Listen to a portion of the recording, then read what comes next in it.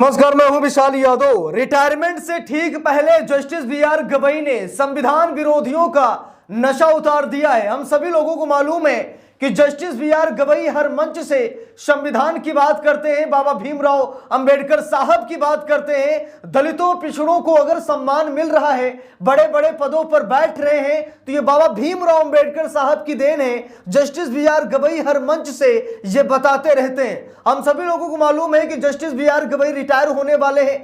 23 नवंबर को वो सीजीआई पद से रिटायर हो जाएंगे और नए सीजीआई जस्टिस सूर्यकांत शायद 24 नवंबर को शपथ भी लें। लेकिन उससे ठीक पहले आज जस्टिस बी.आर. गवई ने संविधान विरोधियों और बाबा साहेब के विरोधियों का सारा नशा उतार दिया है। Justice B R. गवई का यह बयान हम सभी लोगों को जरूर देखना चाहिए। जरा देखिए, यहां पर लिखा भी है, संविधान में बसती है लोकतंत्र की आत्मा। ये लाइन याद रखिएगा। Justice B R. गवई ने बहुत बड़ी बात कही है। Justice B R. गवई ने कहा कि संविधान में बसती है लोकतंत्र की आत्मा, और अगर लोकतंत्र पर प्रहार किया जा रहा है, अगर किसानों, मजदूरों, गरीबों, पिछड़ों, आदिवासियों, शोषित वंचितों के साथ अगर अन्याय किया जा रहा है, तो यह अन्याय सिर्फ उन पर नहीं बल्कि संविधान पर भी किया जा रहा है। संविधान को भी रौंदा जा रहा है, संविधान का भी अपमान किया जा रहा है। Justice B R. गवई ने कहा कि संविधान में बसती है लोकतंत्र की आत्मा, मिट्टी से बनाए रखें जुड़ाव। सीजीआई गवई ने बहुत बड़ी बात कही है। देखिए, यहां पर लिखा है, बाबा साहेब भीमराव अंबेडकर का जिक्र करते हुए चीफ जस्टिस ने कहा कि उन्हीं के प्रयासों की वजह से देश की शक्ति किसी एक केंद्र में न होकर 3 केंद्रों यानी विधायिका, कार्यपालिका और न्यायपालिका में समांतर रूप से बटी हुई है। जरा गौर से देखिएगा। आज सरकार अपने हिसाब से देश को चलाने की कोशिश कर रही है। आज सरकार जो चाहे वो करने की कोशिश कर रही है। इसका सीधा सा मतलब है कि सरकार अन्याय कर रही है, सरकार लोकतंत्र की हत्या कर रही है, सरकार संविधान को कलंकित कर रही है। इसीलिए तो जस्टिस बी.आर. गवई ने कहा कि बाबा साहेब भीमराव अंबेडकर का जिक्र करते हुए उन्होंने कहा कि उन्हीं के प्रयासों की वजह से देश की शक्ति किसी एक केंद्र में ना होकर 3 केंद्रों यानी विधायिका, कार्यपालिका और न्यायपालिका में समांतर रूप से बटी हुई है। तो यानी इन तीनों को मतलब ये देखना चाहिए कि कहीं वो गड़बड़ तो नहीं कर रहा है। जैसे कि विधायिका या कार्यपालिका कुछ गलत कर रही है, तो न्यायपालिका का यह कर्तव्य है कि वो उन्हें रोके, उन्हें टोके, उन पर एक्शन ले। न्यायपालिका संविधान का ही एक अंग है। इसीलिए न्यायपालिका को यह नहीं देखना चाहिए कि सरकार किसकी है या फिर किसकी आने वाली है, कौन सत्ता में है, कितना बड़ा तानाशाह है, यह नहीं देखना चाहिए। अगर वो सरकार संविधान विरोधी है, अगर वो सरकार लोकतंत्र की हत्या कर रही है, तो न्यायपालिका को हाथ पर हाथ रखकर नहीं बैठना चाहिए, बल्कि उस पर ताबड़तोड़ एक्शन लेना चाहिए। Justice B R. गवई का यही कहना है। देखिए, यहां पर लिखा है, सुप्रीम कोर्ट के मुख्य न्यायाधीश बी.आर. गवई ने शनिवार को भारत के संविधान और लोकतंत्र को लेकर अपनी राय रखी है। उन्होंने कहा कि भारत की लोकतंत्र की आत्मा संविधान में निहित है। इसी वजह से हमारे लोकतंत्र की नींव भी मजबूत है। इससे पहले एक कॉलेज के छात्र छात्राओं को संबोधित करते हुए उन्होंने कहा कि इंसान चाहे कितनी भी बुलंदी पर पहुंच जाए, मगर उसे अपनी मिट्टी से नाता नहीं तोड़ना चाहिए। बिल्कुल सही बात है। आपकी जो मिट्टी है, आप जहां पैदा हुए, जिस समाज में पैदा हुए, जहां आपकी शुरू में कितनी पावर थी, कितनी औकात थी, आप पहले क्या थे, आपको यह हमेशा याद रखना चाहिए।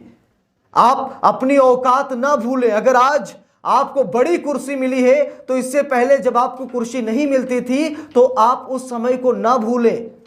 आप अपने पुराने दिनों को देखकर लोगों के साथ न्याय करें, क्योंकि आज आप जस्टिस हैं, आज आप सरकार में हैं, आज आप बड़े पदों पर आसीन हैं। लेकिन कभी ऐसा दौर था कि आप कुछ भी नहीं थे, तो आप सरकार, जज, जूरी से क्या उम्मीद रखते थे, आपको वैसा ही समझना चाहिए अन्य लोगों के साथ। देखिए, यहां पर लिखा भी है, इलाहाबाद विश्वविद्यालय में आयोजित एक कार्यक्रम में अतिथि के तौर पर शामिल हुए जस्टिस गवई ने कहा कि कई देशों में केंद्र और राज्यों में अलग अलग संविधान कार्य करते हैं, लेकिन भारत में एक ही संविधान राज्यों और केंद्र के लिए कार्य करता है।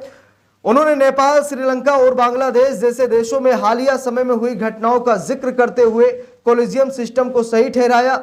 मुख्य न्यायाधीश ने कहा कि इस व्यवस्था में नियुक्तियों में राज्य सरकार और केंद्र सरकार और विभिन्न एजेंसियों के इनपुट शामिल होते हैं और इसके आधार पर ही न्यायाधीशों की नियुक्ति होती है। प्रधान न्यायाधीश ने भारत में न्याय की अवधारणा को समझाते हुए कहा कि हमारे यहाँ न्यायिक व्यवस्था जिला स्तर से शुरू होकर हाई कोर्ट होते हुए सुप्रीम कोर्ट में पहुंचती है। इसकी वजह से ही हमारे यहाँ न्याय की अवधारणा संभव हो पाई। बिल्कुल सही बात है, इसमें कोई घबराने वाली बात नहीं। अगर आपको थाने से न्याय नहीं मिला तो आप जिला अदालत जाएंगे, जिला अदालत में आपको न्याय नहीं मिला आप हाई कोर्ट में जाएंगे, हाई कोर्ट में नहीं मिला तो सुप्रीम कोर्ट में जाएंगे। यानी कि आपको न्याय जरूर मिलेगा। अगर आप सही हैं तो कोई आप पर मनमानी नहीं कर सकता। पुलिस थाने में आपके साथ जबरदस्ती मनमानी नहीं हो सकती। अगर होगी तो उसके ऊपर जिला अदालत है, डिस्ट्रिक्ट मजिस्ट्रेट हैं, बड़े बड़े अधिकारी बैठे हुए हैं, वहां आप जाएंगे। वहां भी बात नहीं बनी तो हाई कोर्ट जाएंगे, हाई कोर्ट में बात नहीं बनी सुप्रीम कोर्ट जाएंगे।